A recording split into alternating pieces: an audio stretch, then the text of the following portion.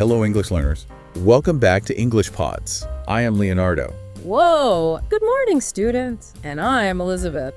Today, we are diving into something a little different, like really different. Different good or different, Oh, definitely different good.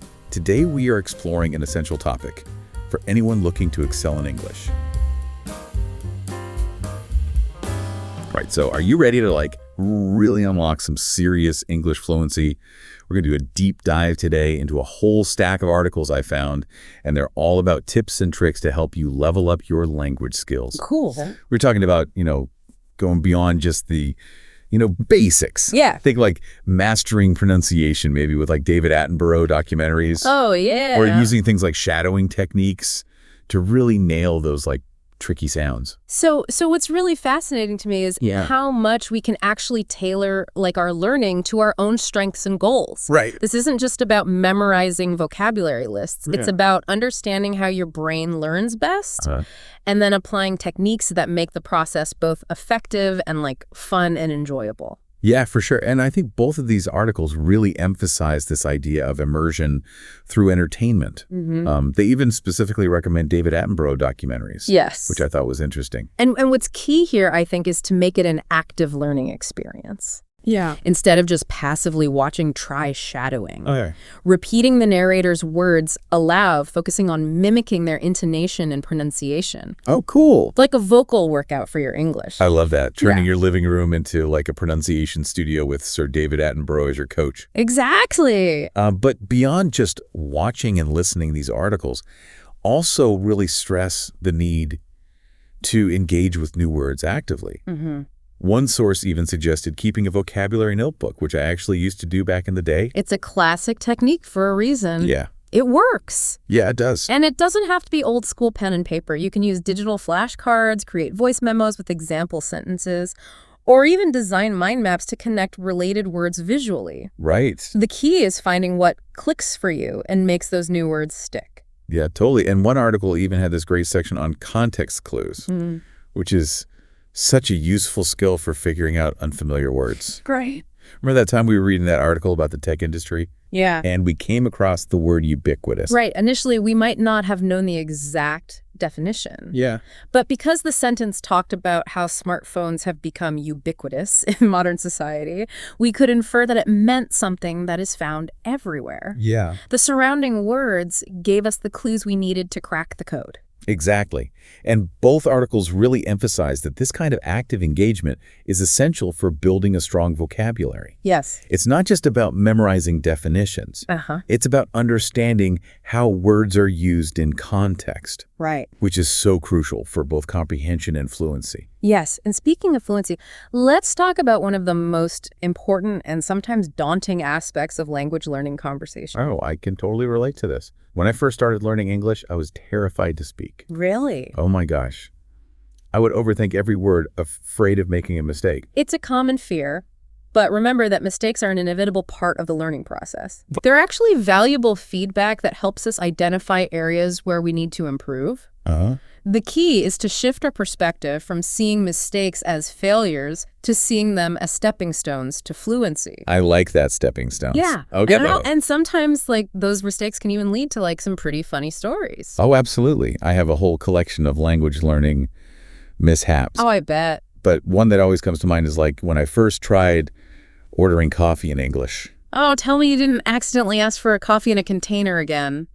Not quite, Yeah. but it was close. I was so focused on using the correct grammar Yeah. that I completely blanked on the word for cup. Oh, no. I ended up pointing at the coffee machine and stammering something like, that brown drink in a thing? Oh, my gosh. The barista must have thought I was crazy. But hey, you got your coffee right. I did. And you learned a valuable lesson about the importance of not letting fear hold you back. Exactly. Yeah. It's all about pushing yourself outside of your comfort zone, even if it means making a few blunders along the way. But for those who might not have native English speakers readily available to practice with, one article offered a surprisingly effective technique. Oh, okay. Talking to yourself in the mirror. I know it sounds a little strange, but trust me, it works. Yeah. It's a great way to practice pronunciation, work on fluency, and build confidence without the pressure of an audience. Plus, you can make all the funny faces you want. No judgment here. And it's a reminder that learning a language doesn't have to be a solitary endeavor. These articles are packed with tips for finding conversation partners and creating opportunities for active practice. Right. They mention online language exchange platforms, local conversation groups, and even just engaging in discussions online. Absolutely. The key is to actively seek out opportunities to use English in real-world situations. And what's interesting is that these articles don't advocate for one specific method over another. Yeah. They recognize that everyone learns differently and encourage you to experiment and find what works best for you. Right. One article even suggests taking a moment to reflect on your past learning experiences and identify what methods have helped you learn most effectively. Okay. Think about your strengths and weaknesses as a language learner. Yeah. Are you a visual learner who thrives on flashcards and diagrams? Or are you more of an auditory learner who prefers listening to podcasts and audiobooks? That self-awareness is crucial for tailoring your approach. If you know you're a kinesthetic learner, try incorporating more movement into your learning process. Oh, okay. Maybe you could label objects around your house, as we talked about earlier, Right. or even act out dialogues to really embody the language. I love that. Turning your home into an interactive English language set. Yeah. It's all about finding ways to make learning enjoyable and engaging, which is something both articles really emphasize. They highlight the importance of finding that spark, that element of fun that keeps you motivated and excited about learning. They suggest exploring English literature that aligns with your interests, playing language learning games, or even setting a word of the day challenge to expand your vocabulary. That word of the day challenge sounds like fun. Yeah. You could even turn it into a friendly competition with friends or family members. Imagine the satisfaction of casually dropping a new word into conversation and impressing everyone with your expanding vocabulary. Exactly. It's those little wins that keep us going and remind us why we embarked on this language learning journey in the first place.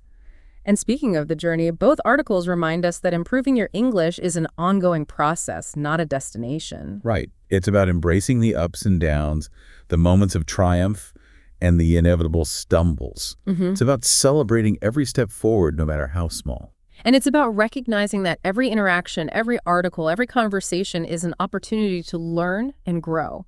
So we've explored a ton of techniques and strategies in this deep dive, from pronunciation tips to grammar hacks and everything in between. Right. But what's the bigger picture here? Yeah. Why is it so valuable to invest time and effort in improving your English skills? That's a fantastic question. And it leads us to the heart of why we're so passionate about this topic. One of the articles puts it beautifully. Okay. It suggests that mastering English opens doors to new opportunities and experiences. It's like acquiring a key that unlocks a whole new world. Exactly. Imagine being able to confidently communicate with people from all over the globe, to travel to English-speaking countries without language barriers, to pursue educational or career opportunities abroad. Think about the wealth of information and entertainment that becomes accessible to you when you're proficient in English. Yeah. You can tap into a global network of knowledge, ideas, and perspectives. It's about expanding your horizons, both literally and figuratively. Precisely. And beyond the practical benefits, learning another language, especially English, which is spoken so widely, can enrich your life in countless ways. Right. It can broaden your perspective, challenge your assumptions, and deepen your understanding of different cultures. It can even enhance your cognitive abilities, boost your creativity, and make you a more adaptable and well-rounded individual. It's not just about acquiring a skill, it's about personal growth and a deeper connection to the world around us. Exactly. It's about embracing the beauty and complexity of language and recognizing its power to connect us all. This deep dive has been an incredible exploration of the multifaceted world of language learning, and specifically how to take your English skills to the next level. We've uncovered so many valuable insights from these articles, and I hope you're feeling as inspired and motivated as I am. We've only just scratched the surface, but we've equipped you with a toolbox of techniques and strategies to help you on your journey to English fluency. Now it's up to you to take the reins and put these insights into action. So to our listener, we leave you with this. What will you do to level up your English game? Will you try labeling your furniture, start a vocabulary notebook, or maybe even strike up a conversation with yourself in the mirror? No matter what path you choose, remember to embrace the journey, find joy in the process, and celebrate every step forward. Okay, so welcome back to the deep dive. We've been unpacking all these articles about how to improve your English skills. It's amazing how much practical advice they give you, Yeah. while also reminding you that it's like a personal journey. Totally. And they really emphasize that there's no one-size-fits-all approach. Right. One article even broke down English grammar Oh, yeah. in such a clear and concise way, like parts of speech, sentence structure, even verb tenses. And remember, it compared sentence structure to like building a house. Yeah. I loved that analogy. It made these grammar concepts that are sometimes so intimidating feel like very approachable. Totally. It's like you're not just memorizing rules, you're actually like using tools to build something. Right. And speaking of tools, they had a whole section on vocabulary building. Yeah. And, they suggest keeping a vocabulary notebook, which we've talked about. Right. But they emphasize that it doesn't have to be boring. It shouldn't be. You could use flashcards, create mind maps, even record yourself saying the new word aloud. Yeah. It's about making it your own, finding what helps those words like stick in your memory. Exactly. And what I loved is how they emphasized using your environment to learn. Oh, yeah. Remember that technique of labeling everyday items around your home? Yes. In English. It's so simple, but so effective. It is. Just imagine like seeing those words every day associated with like the objects that you use all the time. It's like turning your home into this immersive English learning environment. Yeah, it's like sneaking in a language lesson. Yes. While you're making breakfast or doing laundry. Exactly. And speaking of sneaking in learning by, both articles highlight the power of entertainment. Yes. Movies, TV shows, music, they're not just fun. They're amazing learning tools. Yeah. Just think about all the vocabulary and natural expressions you pick up just by watching your favorite shows. And who doesn't love a good David Attenborough documentary? Seriously. You can learn about the wonders of nature. Yes. While passively absorbing like new words and pronunciations. It's the best of both worlds. It is. But remember, it's not just about passive absorption. Right. These articles also stress the importance of active engagement. So instead of just like watching a movie, try turning on the subtitles. Yeah. Maybe take notes of any new vocabulary. Yeah. Or even just discuss what you watched with a friend in English. That's a good idea. It's all about turning those passive experiences into active learning opportunities. Right. And speaking of active learning, we can't forget about the importance of conversation. Absolutely. Both articles really emphasize that speaking is crucial for developing fluency. Yeah. And they give us so many great tips for finding conversation partners and creating opportunities for practice. Yeah, like what? Like online language exchange platforms, local conversation groups, or even just engaging in discussions online. Right. There are endless options. And they even suggested talking to yourself in the mirror. Which I know might sound a little strange. It does. But it's actually a surprisingly effective way to practice your pronunciation. Yeah.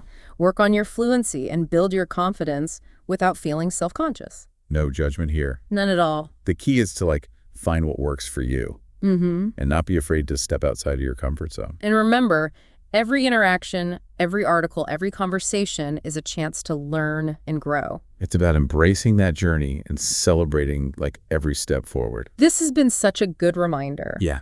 That improving your English is an ongoing process, not like a destination. And it's a journey that is packed with rewards. Absolutely. The increased confidence, the expanded opportunities, the richer understanding of the world, it's all worth the effort. So to our listener, we leave you with this. What'll you do to level up your English game? Yeah. Will you try labeling your furniture, start a vocabulary notebook, or maybe even have a conversation with yourself in the mirror? Whatever path you choose, remember to embrace the journey. Find joy in the process, and never stop exploring the fascinating world of language. We'll see you in our next deep dive. Until then, happy learning.